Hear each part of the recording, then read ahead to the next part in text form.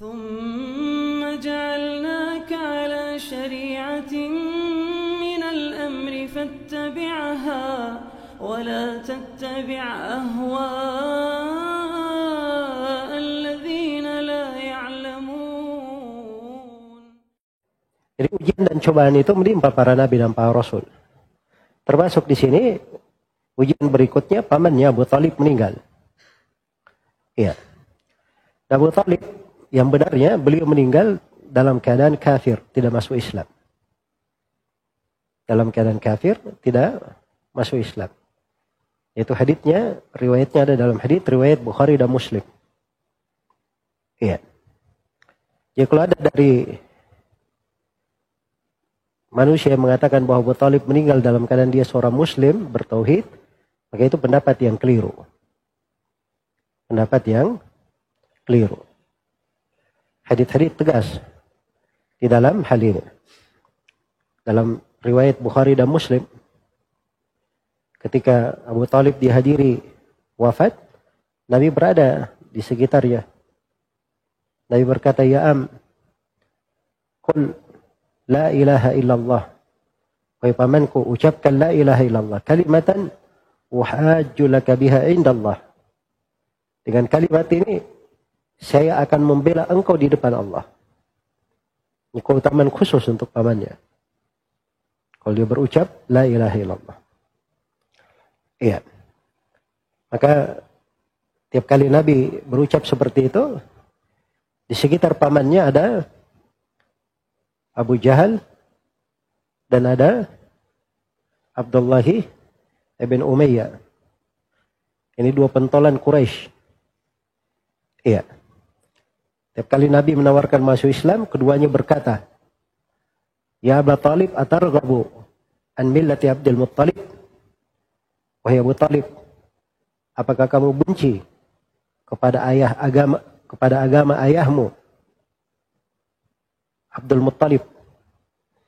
Jadi dibangkitkan semangat kesukuannya. Iya. Jadi mereka ini berdua sangat paham selain Abu Thalib ini.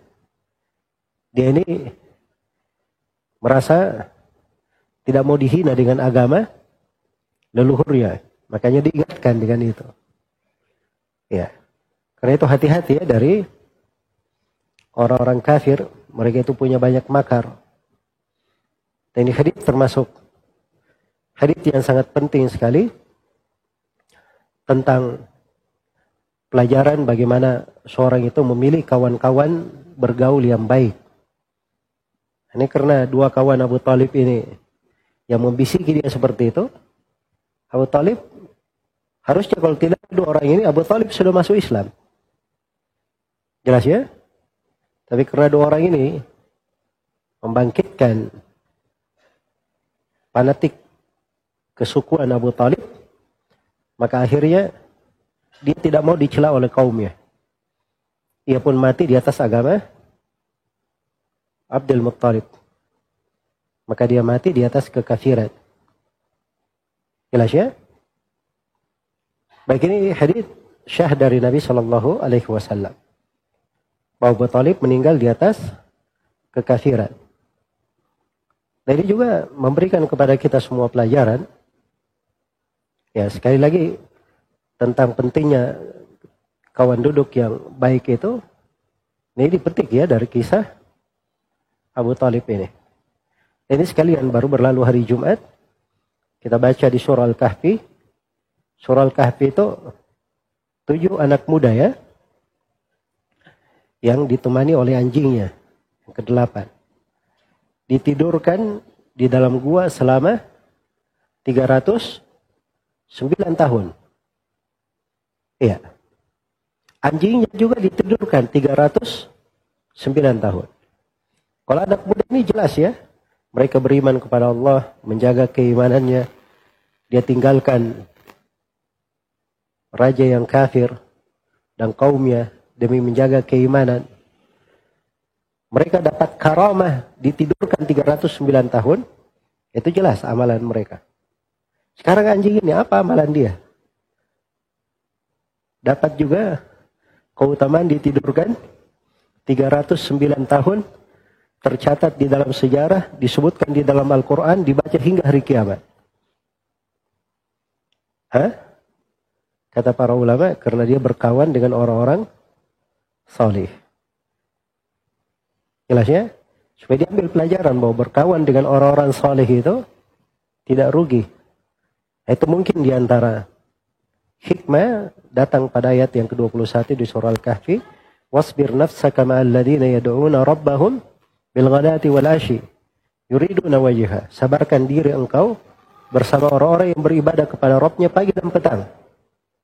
Mereka mengharapkan wajah Allah Subhanahu wa taala.